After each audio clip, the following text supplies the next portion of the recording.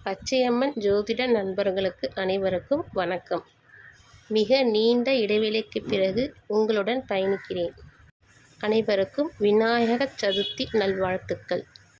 விசுவாவசு 2025ஆம் ஆண்டின் விநாயக சதுர்த்தி பிறக்கும் நேரம்.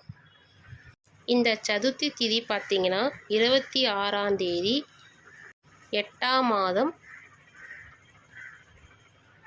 ஆவணி மாதத்தில் மதியம் 2:21 மணியிலிருந்து மறுநாள் மாலை 3:52 வினாடி முடிகிறது இந்த சதுர்த்தி திதி. ஆகையால் அனைவரும் 27ஆம் தேதி காலை விநாயக பெருமானை வணங்குவதே மிக சிறப்பு. இந்த விநாயகரை காலை 6 மணியிலிருந்து 7 மணிக்குள் களிமண்ணால் செய்த விநாயகரை நாம் வாங்க வேண்டும். அந்த நேரத்தை தவறவிட்டால் 9:10 மணியிலிருந்து 10:10க்குள் நாம் வாங்கலாம்.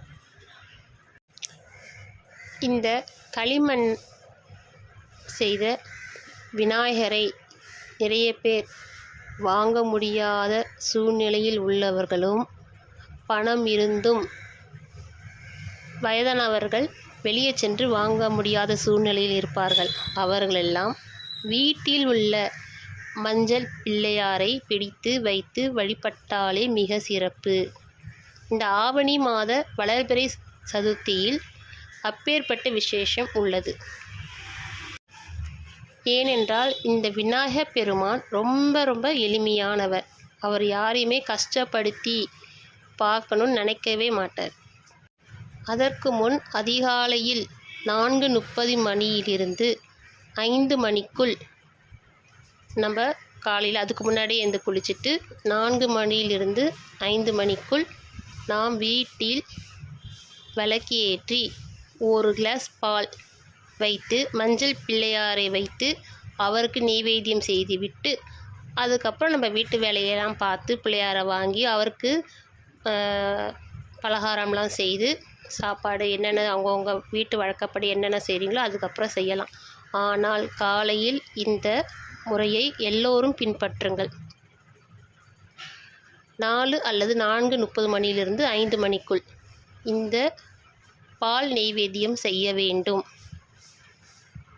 சரி, இப்போ எல்லாமே வாங்கியாச்சு, பலகாரம் செஞ்சாச்சு. எப்போ வழிபடணும் நேரம்னு பார்த்தீங்கன்னா மதியம் 1:50 2:30 மணிக்குள் விநாயகரை வழிபட்டு வர வேண்டும். பிறகு மாலையில் சில பேர் 3 நாள் வச்சு வழிபடுவாங்க.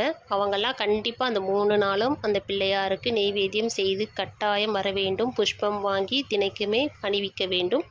சில பேர் அன்றைக்கே போட்டுருவாங்க. அவர்களெல்லாம் மாலை 6 மணிக்கு முன்னாடியே அவருக்கு மறுபடியும் மீண்டும் 1 கிளாஸ் பால் வைத்து நெய்வேத்தியம் செய்து கற்பூரம் வைத்து ஆரத்தி எடுத்து அதன் பிறகு 5 மணியிலிருந்து 6 மணிக்குள் நீரில் சென்று கரைத்து விட வேண்டும். இதுவே விநாயக சதுர்த்தியின் வழிபாட்டு முறை. அனைவருமே மகிழ்ச்சியாக குடும்பத்தோட விநாயக சதுர்த்தியை கொண்டாடுங்க. எல்லார் வீட்லையுமே இந்த குழந்தைங்கள்லாம் அந்த பலகாரம் சாப்பிட்றதுக்கு ரொம்ப ஆர்வமாக மகிழ்ச்சியாக இருப்பாங்க. மீண்டும் அனைவருக்கும் விநாயகர் சதுர்த்தி நல்வாழ்த்துக்கள். நன்றி, வணக்கம்.